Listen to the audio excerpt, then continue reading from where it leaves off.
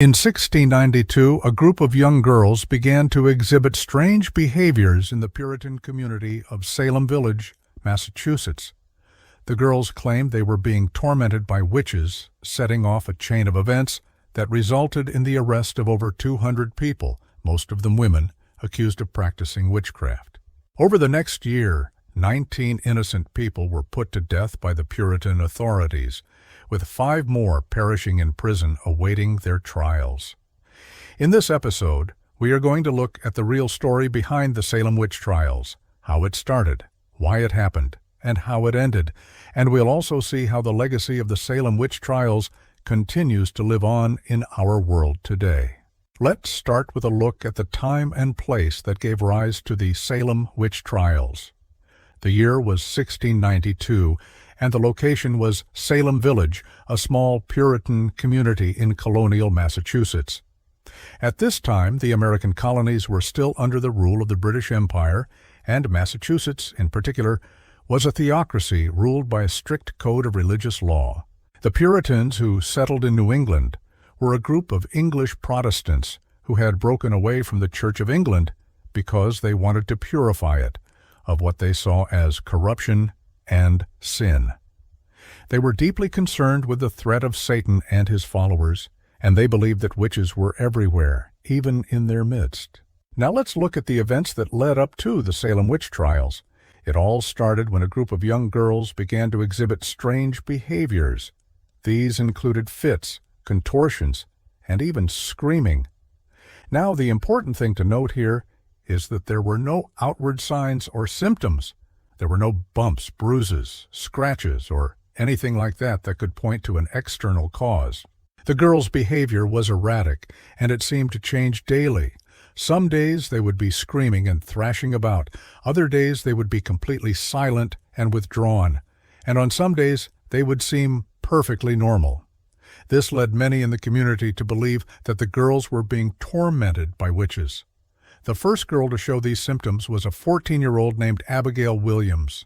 Soon she was joined by several other young girls, including her sister Ann Putnam Jr. They began to have their fits in public, and this drew a crowd of onlookers.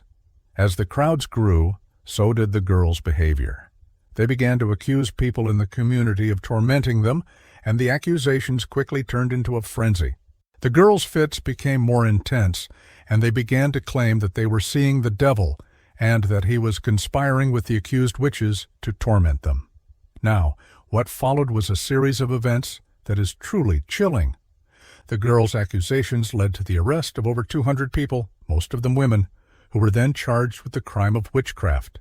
The accused were subjected to a trial by ordeal, which is basically a test to determine whether or not they were guilty. If they passed the test, they were innocent.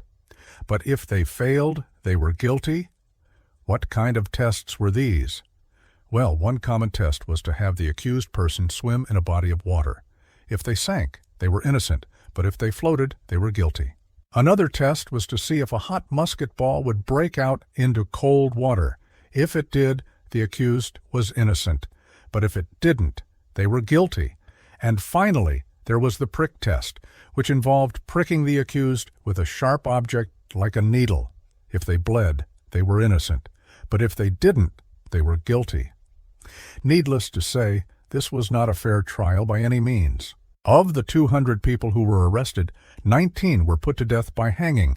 5 more died in prison while awaiting their trial, and after that, it all came to a screeching halt. The trials ended abruptly when the governor of Massachusetts, William Phips, intervened and ordered that all further proceedings be halted. He also pardoned those who had been convicted and set the remaining prisoners free. Now, why does any of this matter today? Why should we care about the Salem witch trials? Well, for several reasons. First, it's a reminder of the dangers of hysteria and how it can lead to the persecution of innocent people. Second, it's a reminder of the dangers of religious extremism and how it can be used to justify violence and oppression. And third, it's a reminder of the importance of due process and the rule of law.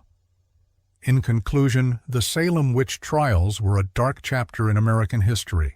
They were a time when fear and hysteria led to the persecution and murder of innocent people. But they are also a reminder of the importance of justice and the rule of law. We must always be vigilant against those who would seek to abuse power and oppress others. And we must always remember the victims of the Salem witch trials and other similar tragedies.